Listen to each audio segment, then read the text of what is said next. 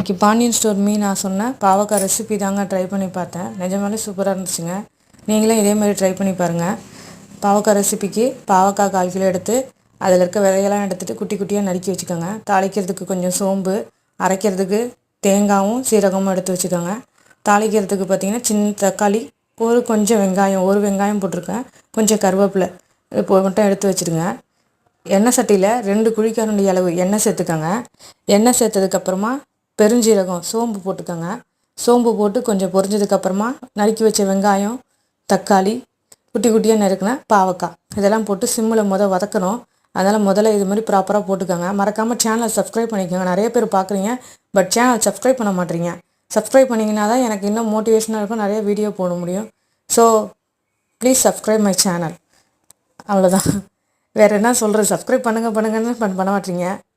அப்புறம் இந்த பாவக்காவை குட்டி குட்டியாக நறுக்கிங்க பார்த்தீங்களா, அதில் கொஞ்சமாக உப்பு, தனி மிளகாத்தூள் மட்டும் ஆட் பண்ணுங்கள். அப்போ தான் டேஸ்ட்டாக இருக்கும். மல்லித்தூள்லாம் ஆட் பண்ண தேவையில்லை. அதை சிம்மில் வச்சு வதக்குங்க. 20 மினிட்ஸில் பார்த்தீங்கன்னா அழகாக சூப்பராக அதிலே வெந்துடும். அந்த நம்ம ஊற்றிருக்க எண்ணெயில் தேங்காவை ட்ரை பண்ணி எடுத்துக்கோங்க. பேஸ்ட்டு மாதிரி அரைக்கக்கூடாது. சீரகத்தையும் தேங்காவையும் ட்ரை பவுடராக அரைச்சி ஒரு 2 நிமிஷம் பரட்டி விடுங்க. சூப்பராக வெந்துடுங்க. அழகாக இதே மாதிரி நீங்களும் செஞ்சு பாருங்கள். செஞ்சு பார்த்தீங்கன்னா உங்களுக்கே தெரியும், இதுக்கு குழம்பே தேவையில்லை. இந்த பாவக்காய் மட்டும் தொட்டு சாப்பிட்டுக்கலாம். அவ்வளோ ஆப்டாக இருக்கும். மறக்காமல் இதே மாதிரி ட்ரை பண்ணுங்கள். சேனலை சப்ஸ்கிரைப் பண்ணுங்கள். தேங்க்யூ.